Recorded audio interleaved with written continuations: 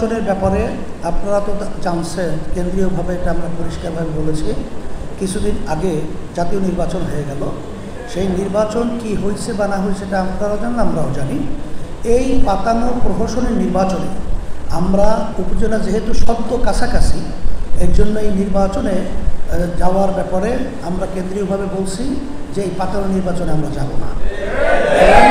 এই সরকারকে এই পাতানো ফাঁদে আমরা পা দিতে পারি না, এটা আমরা পরিষ্কার জাতীয়ভাবে এটা আমরা ঘোষণা করেছি।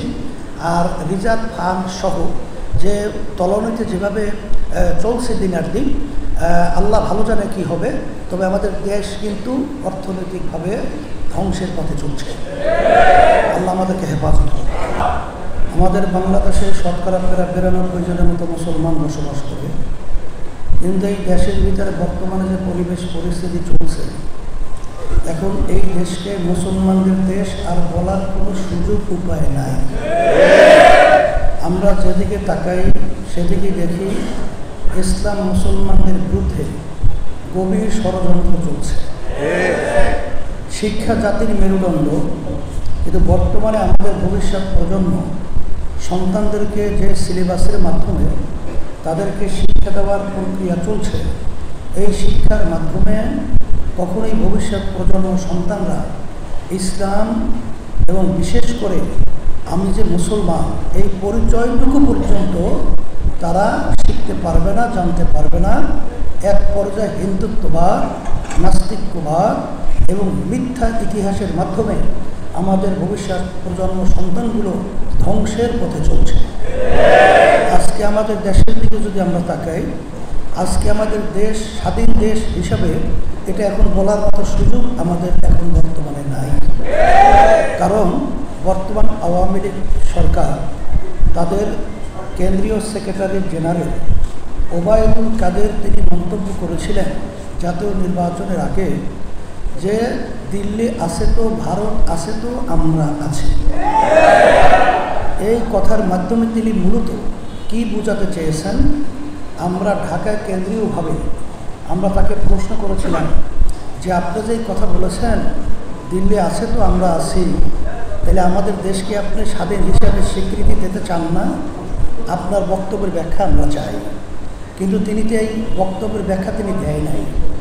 সাথে সাথে আপনারা লক্ষ্য করেছেন আজকে মুসলমানদের উপরে ফরিদপুরে যে ঘটনা ঘটে গেল, এটা অত্যন্ত দুঃখজনক, কলঙ্কিত। আজকে আপনারা দেখছেন বর্ডারের মধ্যে আমাদের বাংলাদেশের আমার ভাইদেরকে যেভাবে বিএসএফে গুলি করে তারা হত্যা করছে।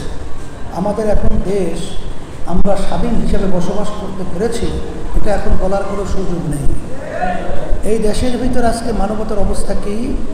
আজকে দেশের নির্বাচন পদ্ধতি এখন প্রশ্নবিদ্ধই শুধু নয়, দিন যেরকম পরিষ্কার, এইভাবে আজকে বর্তমানে নির্বাচনগুলো দলীয়করণ জোর জবরদস্ত করে তাদের দলীয় প্রার্থীদেরকে প্রশাসনের মাধ্যমে তারা বিজয় ঘোষণা করছেন। আসলে জনগণের ভোটে তারা কখনোই নির্বাচিত বর্তমানে হয় নাই। সাথে সাথে আপনারা লক্ষ্য করেছেন যে আজকে বাংলাদেশের মধ্যে যে অরাজকতা এবং যে মানবতা বিবর্জিত কাজগুলো চলছে, মানুষগুলোকে বিভিন্ন পদ্ধতিতে মিথ্যা কেসের মাধ্যমে আজকে তাদের জীবনকে বিপন্ন করে তুলছে। আজকে তারা জেলের ভিতরে বছরকে বছর, যুগ ধরে বছরকে বছর তাদের জীবন জেলের ভিতরে কাটাচ্ছে।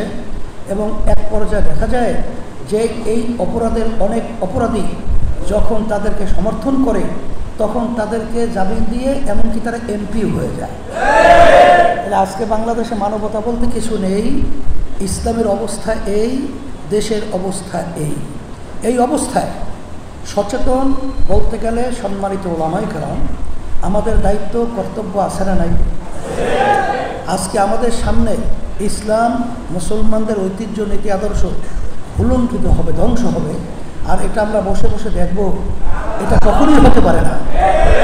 আমরা এর প্রতিবাদ পরামর্শ ভিত্তিক যদি আমরা রাজপথে থাকতে পারি, একত্রিত হতে পারি, আল্লাহর রহমতে আপনাদের দোয়ায় ইতিহাস বলে যখন হক আসবে বাতিল তখন পিছন থেকে পালাতে বাধ্য হবে।